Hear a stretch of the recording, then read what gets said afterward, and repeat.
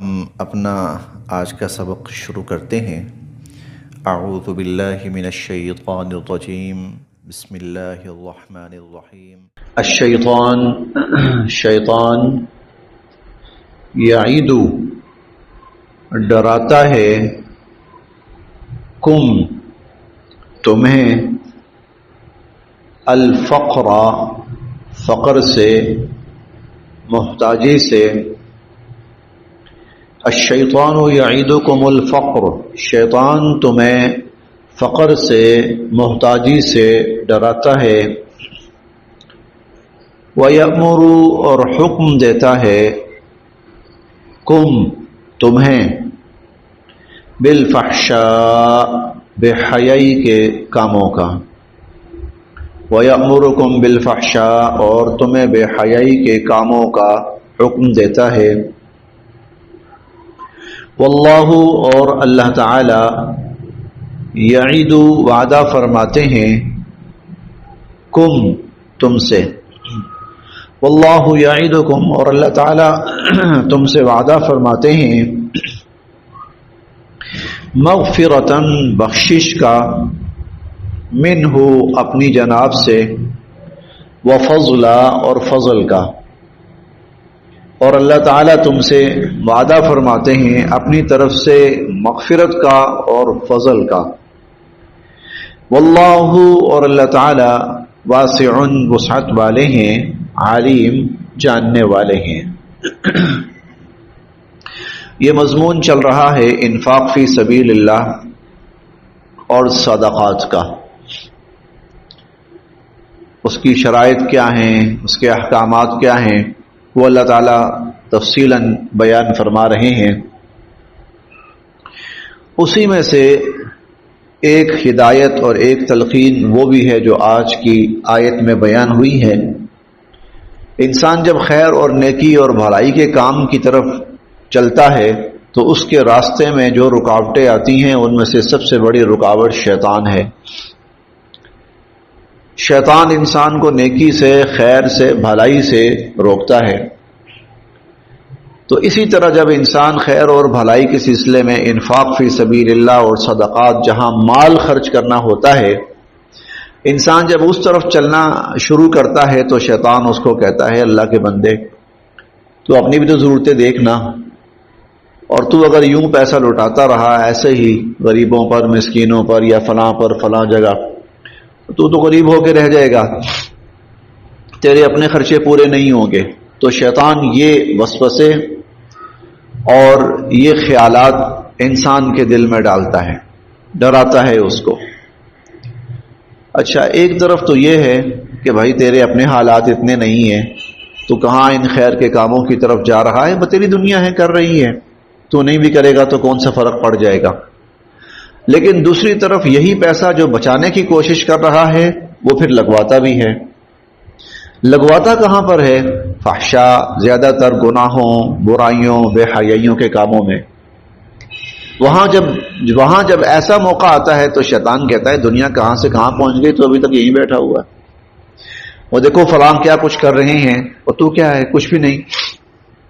تو خیر کے کام کے موقع پر وہ غربت کا احساس دلاتا ہے، فقر کا احساس دلاتا ہے، ڈراوے دیتا ہے، اور برائی کے کام کے اندر ترغیب دیتا ہے، تلقین کرتا ہے اور بڑھاوا دیتا ہے انسان کو۔ بتانے کا مقصد یہ ہے کہ کہیں اگر خیر کے کام میں خرچ کرتے ہوئے تمہارے ذہن میں غلط خیال آئے تو سمجھ لینا کہ شیطان اپنا وار کرنے کی کوشش کر رہا ہے، اور کہیں اگر برائی کے کام میں اور غلط کام کے اندر پیسہ لگانے کا تمہارے دل کے اندر خیال آ رہا ہو تو سمجھ لینا کہ یہ اللہ کی طرف سے نہیں ہے، شیطان کی طرف سے۔ الشیطان یعیدکم الفقر، شیطان تمہیں فقر سے ڈراتا ہے۔ یہ وہ موقع ہے جب تم انفاق فی سبیل اللہ کرنا چاہتے ہو یا صدقات اور خیرات کرنا چاہتے ہو۔ وَيَأْمُرُكُمْ بِالْفَحْشَاء اور تمہیں تلقین کرتا ہے اور تمہیں حکم دیتا ہے بے حیائی کے کاموں کا۔ جبکہ اس کے برعکس اللہ رب العزت انسان کو ترغیب دیتے ہیں، تلقین کرتے ہیں کہ وہ انفاق فی سبیل اللہ کرے اور صدقات اور خیرات کرے۔ اور اللہ تعالیٰ جو یہ تلقین کرتے ہیں، ترغیب دیتے ہیں، اس پر اللہ رب العزت 2 وعدے فرماتے ہیں. اس پر اللہ تعالیٰ کی طرف سے 2 وعدے جو یہاں بیان ہوئے ہیں، وعدے تو بہت زیادہ ہیں لیکن 2 وعدے اللہ رب العزت کے یہاں بیان ہوئے ہیں. ایک ہے مغفرت کا، کہ جب انسان اللہ کی راہ میں یا اللہ کے بندوں کے اوپر خرچ کرے گا، اللہ پاک اس کی بخشش فرما دیں گے، اس کے گناہوں کو معاف فرما دیں گے. اور دوسرا وعدہ ہے فضل کا. فضل کا مطلب کیا ہے کہ تو جو خرچ کرے گا اللہ رب العزت اس سے زیادہ تجھے عطا فرمائیں گے. دنیا کے اندر ہی اللہ تعالیٰ دنیا کے اندر ہی اس سے زیادہ، جتنا تو کرتا جائے گا اللہ پاک اتنا ہی زیادہ تجھے عطا فرماتے جائیں گے. یہ 2 وعدے جو یہاں بیان ہوئے ہیں. تو واللہ یعیدکم مغفرہ، تو اللہ پاک تم سے وعدہ فرماتے ہیں بخشش کا، منہ اپنی جناب سے، وفضلا، اور فضل، یہاں فضل کا معنی مزید، اضافہ، زیادتی. واللہ واسع، اور اللہ تعالیٰ تو بہت وسعت دینے والے ہیں، علیم، اور جاننے والے بھی ہیں. یؤتی، عطا فرماتے ہیں، الحکمہ، حکمت، من، جسے، یشا، چاہتے ہیں. یؤتی الحکمت من یشا، جسے چاہتے ہیں اللہ تعالی حکمت عطا فرماتے ہیں. ومن، اور جسے، یؤتا، دے دی گئی، الحکمہ، حکمت. ومن یؤت الحکمہ، اور جس کو حکمت دے دی گئی، فقد، یقیناً، اوتیا، اسے دے دی گئی، خیرن، بھلائی، کثیرہ، بہت بڑی، اسے بہت بڑی خیر سے نواز دیا گیا. ومن یؤت الحکمہ، جس کو حکمت دے دی گئی، فقد اوتیا، یقیناً اس کو دے دی گئی، خیرن کثیرہ، بہت بڑی خیر، اور اسے خیر کثیر سے، بہت بڑی بھلائی سے نواز دیا گیا. وما یذکر، اور نہیں نصیحت حاصل کرتے، الا، مگر، اولو، والے، الالباب، عقل، اور عقل والے ہی نصیحت حاصل کرتے ہیں. وما یذکر الا اولو الالباب، اور عقل والے ہی نصیحت حاصل کرتے ہیں. جس کو حکمت دے دی گئی اسے بہت بڑی خیر دے دی گئی. حکمت سے کیا مراد ہے؟ حکمت کا لفظ اگر انبیاء علیہم السلام کے لیے استعمال ہو تو اس سے مراد نبوت ہوتی ہے. ہم نے ابھی چند روز پہلے پڑھا، داؤد علیہ السلام کو آتاہ اللہ الملک والحکمہ، اللہ تعالیٰ نے بادشاہت بھی عطا فرمائی اور حکمت، نبوت بھی عطا فرمائی.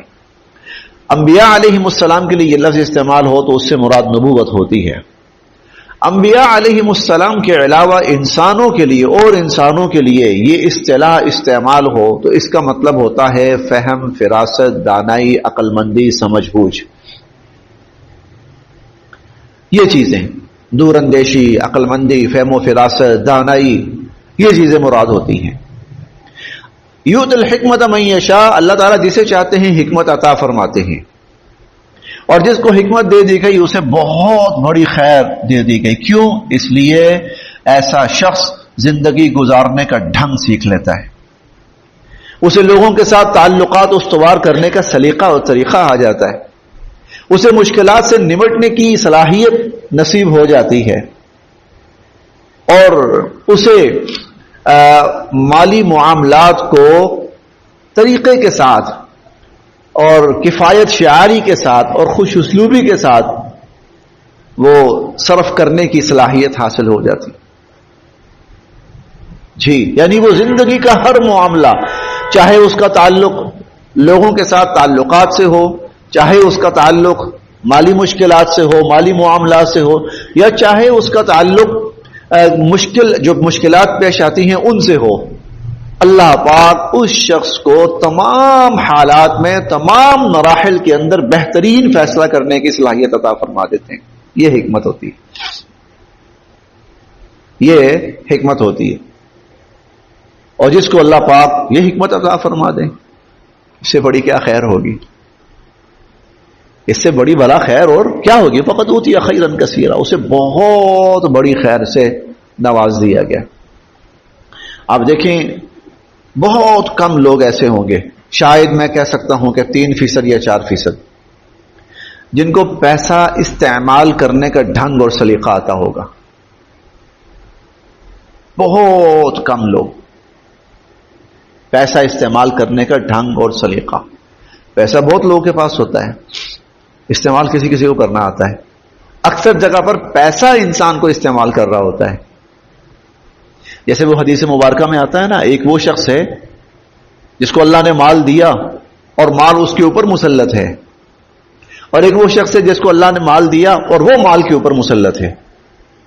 یہ دو، جس کو مال دیا اور مال اس کے اوپر مسلط ہے، یعنی مال اس کو چلا رہا ہے، مال اس سے فیصلے کروا رہا ہے، اور ایک وہ شخص ہے جس کو اللہ نے مال دیا اور اس کو مال کے اوپر مسلط کیا، یعنی اس کو ڈھنگ، عقل، سمجھ، بوجھ دی کہ میں نے کہاں استعمال کرنا ہے اور کہاں استعمال نہیں کرنا۔ یہ آپ کو بہت کم ملے گا، بہت کم ملے گا۔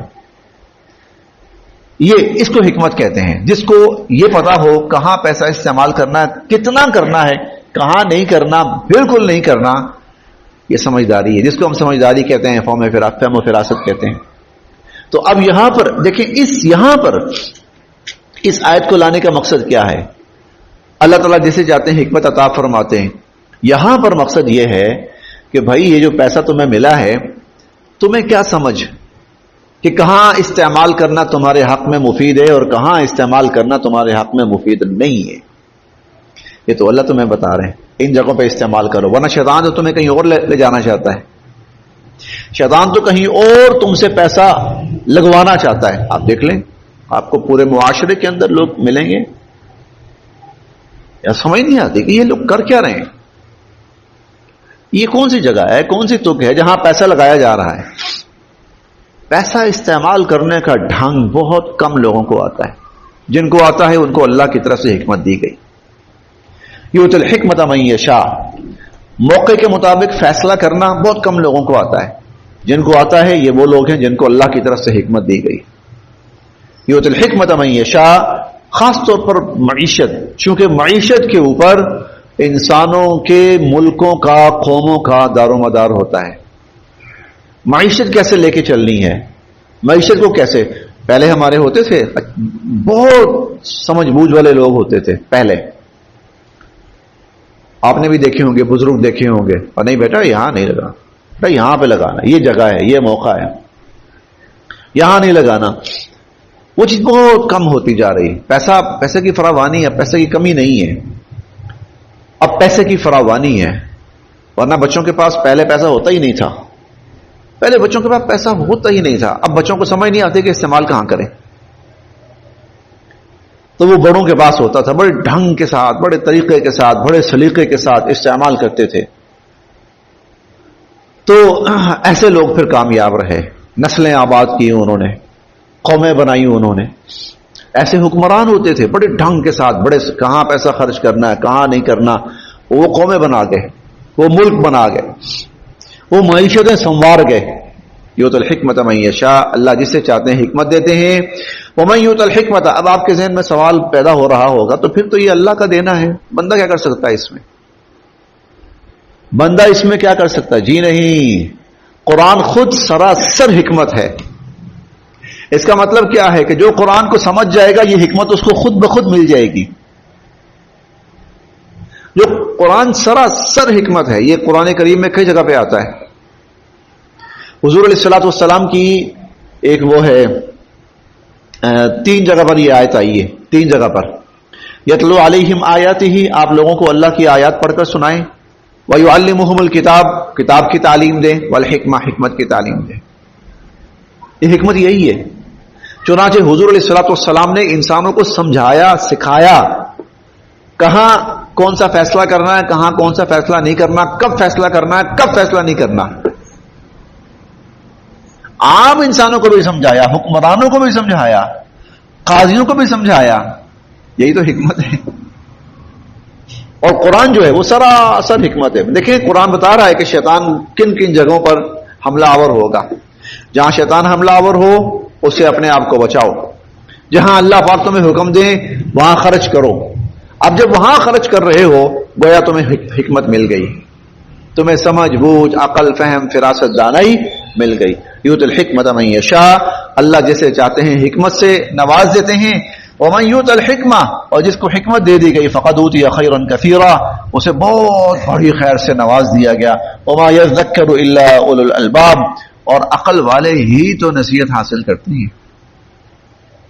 وما, اور جو انفقتم, تم خرچ کرو, من سے نفقہ, خرچ کی جانے والی چیز. وما انفقتم من نفقہ, کوئی بھی چیز تم خرچ کرو. او یا نظر تم نظر مانو, من نظر, کوئی بھی نظر. او نظر تم من نظر, یا تم کوئی بھی نظر یا منت مانو. فإنہ, تو بے شک, اللہ یعلمہ, اسے جانتے, اللہ اسے جانتے ہیں. وما, اور نہیں, للظالمین, ظالموں کا, من انصار, کوئی مددگار, اور ظالموں کا کوئی مددگار نہیں ہے. یہ آیت وعدہ بھی ہے اور یہ آیت وعید بھی ہے. وعدہ بھی ہے, اس میں خوشخبری بھی ہے, اور اس کے اندر وعید بھی ہے. خوشخبری کیا ہے؟ دیکھو بھائی, تم جو کچھ اللہ کی راہ میں خرچ کر رہے ہو یا کوئی اچھی نظر مانتے ہو اور وہ نظر پوری کر رہے ہو, تو تمہارا کیا خیال ہے؟ اللہ کو تمہاری اس خیر کا علم نہیں ہے؟ جب اللہ کو تمہاری خیر کا علم ہے تو کیا اللہ تمہیں اس خیر سے محروم کریں گے؟ نہیں کریں گے. تمہارے خرچ کرنے پر اللہ تمہیں دیں گے, نوازیں گے. مال میں اضافہ الگ ہے, اجر و ثواب الگ ہے, مغفرت الگ ہے, اللہ کی رضا رحمت الگ ہے, جنت الگ ہے. اللہ سب کچھ دیں گے. اور وعید بھی ہے. تمہارا کیا خیال ہے؟ تم غلط کاموں میں خرچ کرو گے, فضول جگہوں پہ خرچ کرو گے, شیطانی جگہوں پہ خرچ کرو گے, اللہ کے دین کے خلاف خرچ کرو گے. اور کیا اللہ کو نہیں پتا؟ کیا اللہ کو اس کا سب کا نہیں پتا؟ کیا اللہ اس کا حساب نہیں لیں گے؟ قیامت کے دن کے بارے میں ہے نا, انسان 5 سوالوں کے جواب جب تک نہیں دے دے گا قدم نہیں ہلا سکتا. لا تزول قدم عبد حتى يسأل عن 5, کوئی آدمی اللہ کے سامنے سے اپنے قدم نہیں ہلا سکتا جب تک 5 سوالوں کے جواب نہیں دے دے گا. ان میں سے ایک سوال کیا ہوگا, بلکہ 2 سوال. عن مالہ, مال کے بارے میں سوال کیا جائے گا. من اين اکتسبہ وفیما انفقہ, کمایا کہاں سے, خرچ کہاں کیا. تو فإن اللہ یعلم, اللہ جانتے. یہ آیت دونوں پہلو رکھتی ہے. اس میں وعدہ بھی ہے, جانتے ہیں اللہ. اور ہم پڑھیں گے 30ویں پارے, فمن یعمل مثقال ذرۃ خیرا یرہ, جو آدمی ذرہ کے برابر کوئی خیر بھلائی کا عمل کرے گا قیامت کے دن اس کو دیکھے گا. قیامت کے دن, اور بلکہ 3 پارے میں ہم پڑھیں گے, یجد, قیامت کے دن اللہ کے سامنے پائے گا. اللہ تعالیٰ کے سامنے وہ موجود پائے گا. وہ یہ 3 پارے میں سورہ آل عمران کی ابتدائی آیات میں انشاءاللہ ہم پڑھیں گے. بلکہ میں نکال ہی لیتا ہوں, زیادہ بہتر ہے. تو آج سامنے آ جائے تو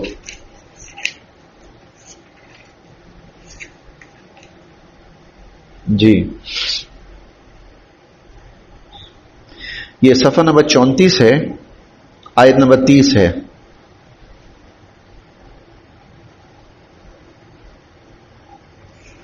صفحہ نمبر 34 ہے, آیت نمبر 30 ہے. یوم تجید کل نفس ما عملت من خیر محصرا, اس دن آدمی نے جو بھی خیر کا عمل کیا ہوگا نا اسے موجود پائے گا. وما عملت من سوء, اور جو بھی برا عمل کیا ہوگا اس کو بھی موجود پائے گا اس دن. تو فإن اللہ یعلم, اللہ جانتے ہیں, اللہ جانتے بھی ہیں, انسان خود بھی موجود پائے گا. لہذا اب پچھلی آیت کے ساتھ اس کو ملائیں. حکمت کا حکم اور حکمت کا تقاضا کیا ہے؟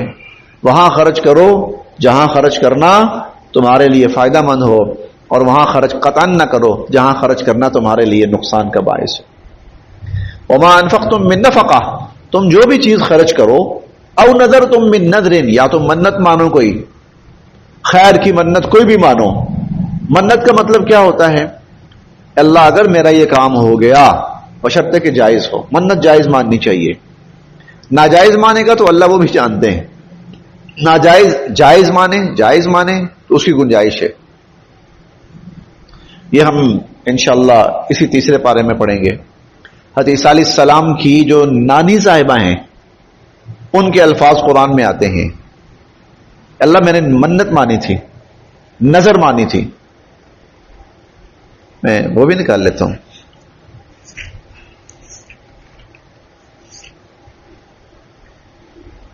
جی یہ صفحہ نمبر 36 سے 34 سے 2 صفحے آگے 36. قالت امرأۃ عمران، جب عمران کی بیوی نے کہا رب انی نذرت لک، اے اللہ میں نے آپ کی نظر مانی تھی، منت مانی تھی. ما فی بطنی محررہ، کہ جو بھی میرے پیٹ میں ہے نا تو اس کو میں دنیاوی مشاغل، مصروفیات اور ان کاموں سے بالکل آزاد رکھوں گی، اور وہ صرف اور صرف آپ کے دین کے لیے وقف ہوگا. یہ حضرت مریم کے لیے انہوں نے، بعد حضرت مریم پیدا ہوئی تو ان کی والدہ، حضرت مریم کی والدہ، انہوں نے یہ منت مانی تھی. تو اگر کسی ایسے کام کی انسان کہے یا اللہ اگر یہ خیر کا کام ہو گیا، ایسا ہو گیا تو میں اس پر یہ خیر کا کام کروں گا، یہ نیکی کا، مجھے اللہ اگر آپ نے اولاد عطا فرمائی تو میں روزہ رکھوں گا، میں روزے رکھوں گا. یا میں ملازمت حاصل کرنا چاہ رہا ہوں، اللہ مجھے ملازمت مل گئی تو میں اتنے پیسے جو ہے وہ غرباء میں تقسیم کروں گا. تو یہ بالکل ٹھیک ہے. او نظر تم من نذر، یا تم نے کوئی نظر مانی ہو، فإن اللہ یعلم، اللہ اسے جانتے ہیں. وما، اور نہیں ہے، للظالمین، ظالموں کا، من انصار، کوئی مددگار.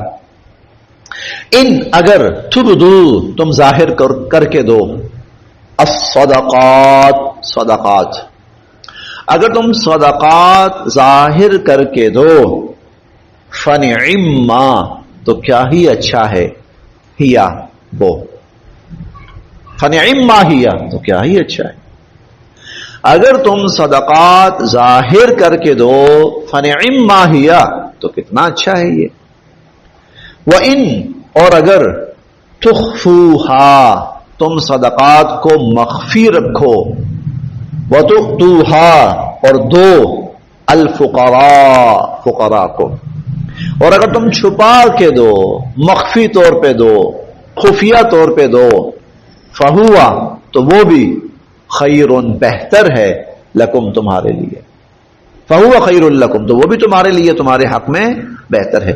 اس کا دار و مدار ہوتا ہے موقع کے اوپر، صورتحال کے اوپر. بسا اوقات ظاہر کرنا، کسی غریب کی مدد کرتے ہوئے اس کو ظاہر کرنا زیادہ بہتر ہوتا ہے، اور لوگوں کو ترغیب ہو جائے، اور بھی لوگ اس کی معاونت اور مدد کرنا شروع ہو جائیں. جیسے کوئی شخص مریض ہے، ہاسپٹل میں ہے، بھائی اس کو ادویات کی، علاج معالجے کی ضرورت ہے، تو میں تو کوشش کر رہا ہوں اگر کوئی اور ساتھی بھی شامل ہو جائے تو اور بہتر ہو جائے گا، ٹھیک ہے. لیکن اگر صورتحال واضح کرنا بہتر نہ ہو، کسی کی عزت نفس مجروح ہوتی ہو، یا اس سے بلا وجہ لوگوں کے اندر ریاکاری پھیلتی ہو، تو ایسے میں پھر چھپا کر دینا وہ زیادہ بہتر ہے. بہرحال اس کا دار و مدار، کیونکہ حضور علیہ الصلوۃ والسلام نے کئی دفعہ اعلانیہ صحابہ کرام سے کہا تعاون کرو یا صدقات دو، اور آپ کی جو اکثر تعلیم ہے وہ خفیہ کی ہے، خاموشی کے ساتھ جس کو دینا ہے اس کو دے دو. ان تم تو صدقات، اگر تم صدقات ظاہر کر کے دو، فنعما ہی، کیا ہی اچھی بات ہے. وَإِن تُخْفُوهَا، اور اگر تم ان کو مخفی رکھو، وَتُؤْتُوهَا الْفُقَرَاءَ، اور مخفی اور خفیہ طور پر فقراء کو دے دو، فَهُوَ خَيْرٌ لَكُمْ، تمہارے حق میں بہتر ہے. وَيُكَفِّرْ، اور مٹا دیں گے اللہ تعالی، عَنْكُمْ، تم سے، مِنْ سَيِّئَاتِكُمْ، تمہارے گناہوں کو، اور اللہ تعالیٰ اس سے تمہارے گناہوں کو تم سے مٹا دیں گے، دور کر دیں گے. واللہ، اور اللہ تعالی، بما، جو، تعملون، تم کرتے ہو، خبیر، اس سے باخبر ہے، اور جو کچھ تم کرتے ہو اللہ تعالیٰ اس سے باخبر ہے. بس یہاں